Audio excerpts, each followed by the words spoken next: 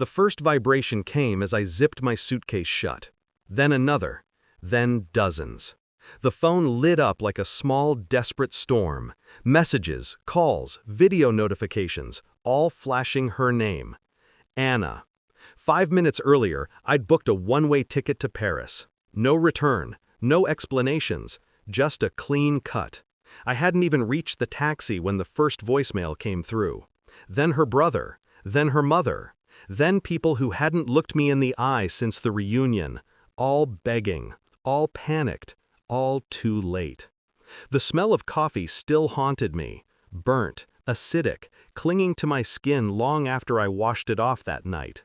I could still hear the laughter when I punched him, her brother, after he'd poured boiling coffee across my face like it was a joke. I could still see Anna's eyes. Not horror, not concern, just disappointment. "You should have taken the insult," she said later, and apologized. For defending myself? That was the moment she stopped being my wife and became something else, an echo of her family's control. And now, 5 minutes after I disappeared from her life, she suddenly remembered how to call. The reunion wasn't about family, it was about power.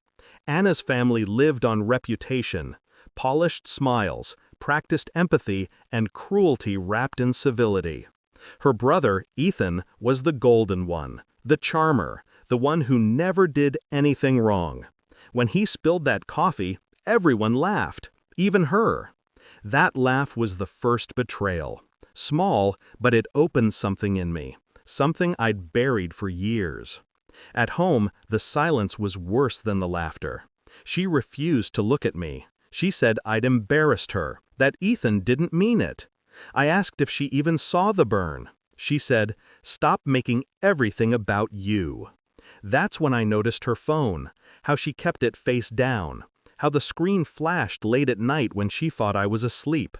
The same name. Ethan, her brother. The thought hit like a concussion. Impossible, unthinkable. But then again, why had she defended him so fiercely? Why did she cry for him, not me? At first, I told myself I was imagining things. I wanted to believe that. Until one night, I woke up at 3 a.m., and she wasn't beside me. I followed the faint blue light of her phone down the hall. Her voice was low, trembling, but not afraid. Intimate, familiar. "Don't say that," she whispered. "He'll notice." That was the moment I stopped being blind. I didn't confront her, not yet. You learn more when they think you don't know. I started small, checking phone bills, password resets. Nothing direct, just quiet observation.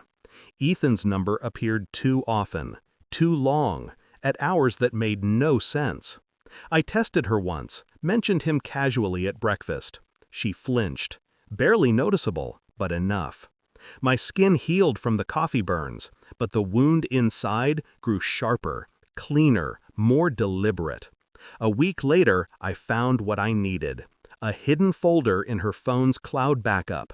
Photos, messages, voice notes. No nudity, no explicit confessions, just words like, "Missing you," "Last night," "Please don't tell him." Enough to strip away any illusion left. I saved everything to a flash drive, then deleted the evidence from her account, like I'd never been there. From then on, I played the role of the silent husband. Calm, reasonable. I even apologized for overreacting at the reunion. She smiled, kissed my cheek, and that was when I decided how it would end. Not with shouting, not with tears, but with silence that would crush her. 3 days before I left, I printed the photos. Not digitally, physically. Real paper. Tangible lies. I slipped them into a simple brown envelope. No name, no message. That evening she came home humming. I handed her the envelope. "What's this?" she asked. "Something you forgot to delete," I said. She opened it. Her hands trembled. Eyes darted between the images. "No, it's not what you think." But I wasn't thinking anymore. I was watching. Watching the way her mask cracked. Watching guilt replace arrogance.